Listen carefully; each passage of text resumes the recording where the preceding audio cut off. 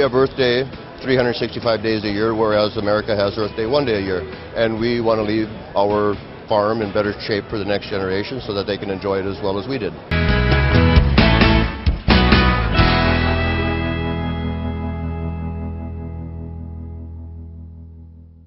Back at Commodity Classic with Terry Swanson, chairman of the National Sorghum Producers. And Terry, you all have had a very eventful couple of days at Commodity Classic. You wrapped up your annual policy setting session for the year.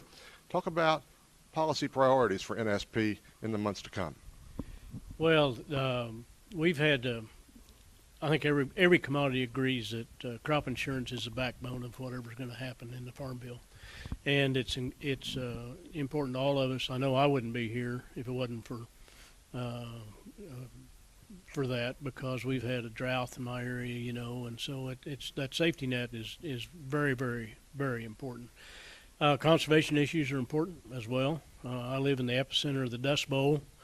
We had 60-mile-an-hour winds while I was gone, and so those conserving things we do at the no-till and the Conservation Security Program and EQIP and those kind of things are very, very important. Third of our product goes to renewable fuels, ethanol. So we're deeply engaged in a renewable fuels conversation. And so the other third of our product goes to livestock feed, and the remaining third, or almost what's left, goes to export. A few slivers in seed and commercial and some things like that. But so you can see in the third, and the third where our priorities are. This crop over time, the last 20 years, has tried to push into the Mid-South in a big way and into the southeastern United States in terms of acreage.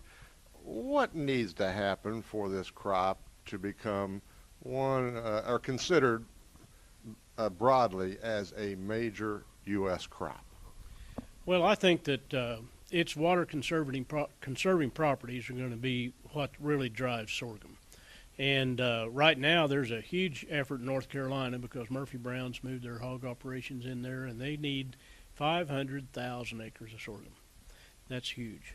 They're going to have some help finding seed for 50,000 acres of sorghum to start with. And renewable fuel is going to be a big deal because we have sweet sorghum in the southeast, in the south.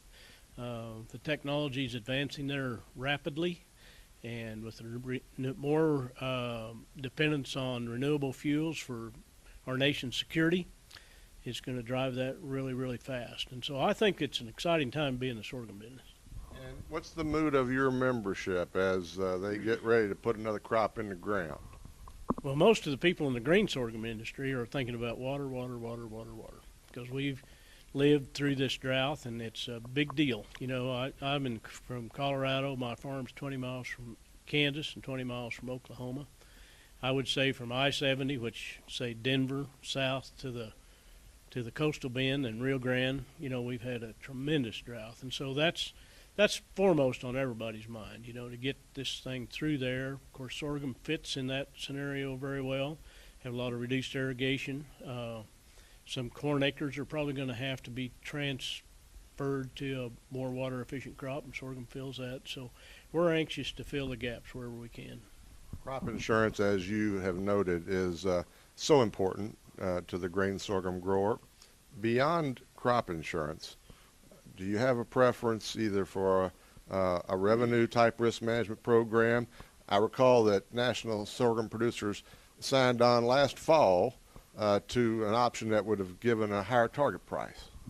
Well, you call it target revenue, target price, whatever you want to call it. That's important because we got lots of high prices now, but you can tell by the gray in my hair that I've seen lots of low prices.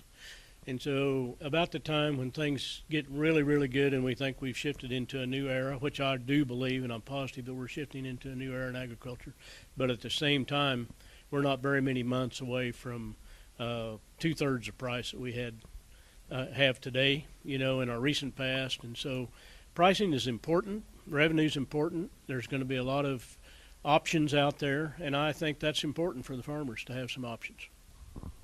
Sorghum commodity is a relatively youngster in terms of participating in Commodity Classic. How are you all enjoying this experience? Oh, I think it's paramount, and I think it goes a long ways toward bringing unity to all of the commodities. We get together, we have our policy sessions, but more than that, we get to rub elbows with each other. We go to the same, I was in a meeting this morning with Secretary Vilsack, and all four of us were there, and we're all on the same page and trying to get things done. And those kind of relationships cannot be built unless you have some events like this that bring us together. Terry Swanson is chairman of the National Sorghum Producers. Terry, thanks so much for joining us. For Agri-Pulse, I'm Stewart Doan at Commodity Classic.